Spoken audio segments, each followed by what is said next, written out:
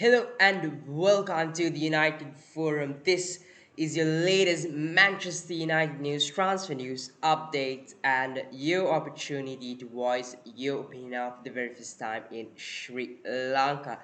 We are live once again at 10:30 tonight on a Friday, not for the pre-match press conference, nor is it the post-match press conference reaction. But tonight we are live for a little bit of transfer news.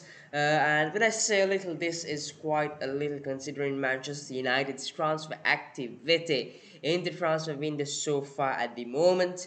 To start off, I'll start off with Amad Diallo's loan deal.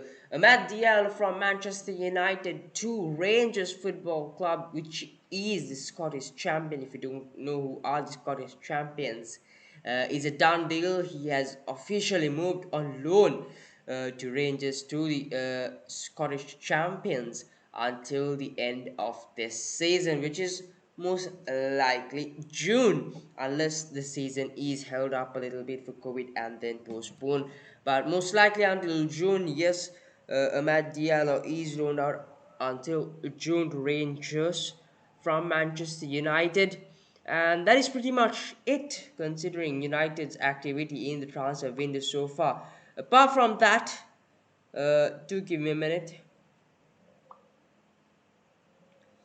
Yes, we do have updates on Donny van de Beek and Jesse Lingard as well. So the latest, I'll start off with Van de Beek. The latest from Van de Beek from the most reliable source, Fabrizio Romano, is that uh, yeah, the latest from Fabrizio Romano on Manchester United and Donny van de Beek is that talks ongoing again today between Manchester United and Crystal Palace with Donny van de Beek. Patrick Vieira is pushing to have Donny van de Beek soon. Discussions on salary coverage and loan fee between the two clubs. No buy option clause included. I mean, let's start off with this deal. Donny van de Beek to Crystal Palace seems to be the very likely destination for Donny van de Beek as well. And I think I really like this move because I think that Crystal Palace will perfectly fit Donny van de Beek as well. We've got Patrick Vieira doing a fantastic job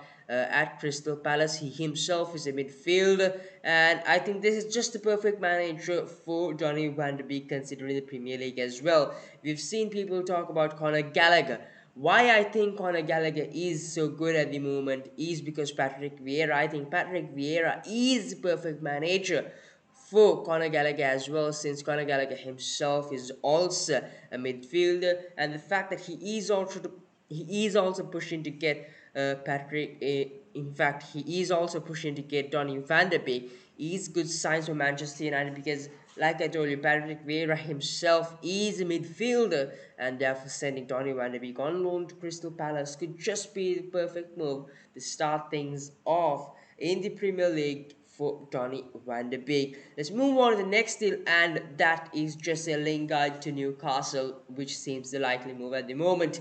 Now, Newcastle United were offered Jesse Lingard. In fact, Newcastle United did approach Manchester United for Jesse Lingard, but United demanded for 50 million from Lingard. Lingard seems to be still, in fact, United haven't lowered their demands on Lingard as of today, is what the Telegraph had to say as well. United seem to value Jesse Lingard at 50 million, which Newcastle think is a little too much to pay for a player of Jesse Lingard.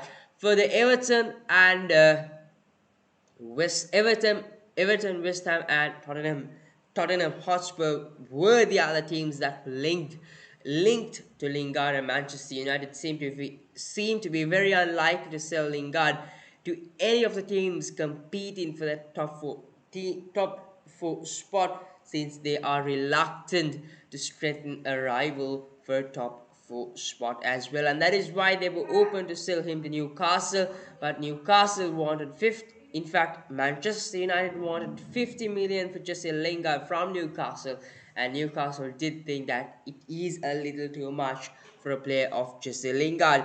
We move on about Donny van de Beek, once again, a little bit on Donny van de Beek now. This is from another reliable source I did get as well. So according to this source, Manchester United Football Club don't think Donny van de Beek is physically fit enough for the Premier League yet to start for Manchester United. Now, about this statement, about this physicality being better than the league he came from, which is the Dutch league, about him not being physically fit, him being too small, and that is why Manchester United not starting him. These reports I keep seeing about Tony Van de Beek, I think is utter nonsense because listen, Donny van de Beek is a player who is, yes, technically gifted, technically blessed, you could say, but does not have the best of abilities physically and is not as physically big or physical as the other players in the Premier League. Now, you look at players like Messi, you talk about Messi, he's such a player of the game. He is where he is now, and it's not because of his physicality or the physicality he has. It is because the technical gift he has in him, and that is why he is the player he is today. Why can't Donny van de Beek be such a player? He definitely can, but it's just that the Manchester United hierarchy think he is physically not fit enough for this league, which I think is utter nonsense. I think should change. This opinion from the Manchester United hierarchy should change, and this is why I think Donny van de Beek deserves a chance at Manchester United, and I definitely think they are an upgrade on Scott McTominay and Fred, and that is why I've always wanted them to start. Apart from Manchester United ongoings in Tony Van de Beek, Jesse Lingard, and Ahmad Diallo, we have a few links as well. Manchester United are linked to Boubacar Kamara. This is from the Marca as well. So Boubacar Kamara is a defensive midfielder at Marseille. United are targeting him as well, and also with United Atletico Madrid are interested in the services of Kamara, is what the sources say. Now Kamara is from Marseille. He seems to be a good player. He did play well for Marseille, but would he do it at the Prem is the question. We've seen players come here and start. We've seen players come to the Prem from other leagues and struggle. We've seen them succeed as well. And are we going to splash out our money on Kamara? And then what if it just fails out? Well, I really don't think fortune favors the brave, they say. So we've really got to get with transfers. And apart from Kamara, Manchester United are also linked with Declan Rice. Now the sources say that Declan Rice was an Ole Gunnar Solskjaer target, but Manchester United, though Ole Gunnar Solskjaer has moved on from Manchester United, United want to stick to this target considering the fact that he is a Prem proven player.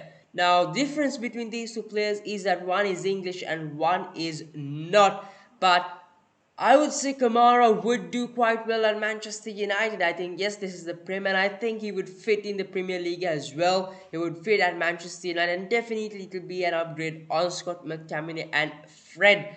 Now, the problem we have is we are talking about Kamara and Declan Rice. Who are we then going to choose? My pick personally would be Kamara. The facts is because the reason is because, in fact, I think Kamara is a much more cheaper option for United, while Declan Rice seems to be a very expensive option. Now, West Ham United see him as an 80 to 100 million player. And now, when Manchester United comes in, we definitely know that the prices are going to get a little high because it is Manchester United, and I definitely think West Ham United will demand a good 90 to 100 million from Manchester United in order to get the services of Declan Rice. Now the interesting thing here is, are Manchester United actually going to spend 90 million on an English player and splash out that money and not get Declan Rice? Is he really worth all that money? In my opinion, no. Do send in your opinions on this as well. In my opinion, I feel that Declan Rice is still not worth this money. So I'll get back to you in a while, as I think he is not worth this money. So definitely yes. This is why I think United should go for Babaka Kamara. And considering transfer news, that is pretty much it for tonight as well. A short show. Let's keep it short and sweet. And considering transfer news, this is pretty much it. And yes, if you do have anything, do send it out to us on the live chat as well.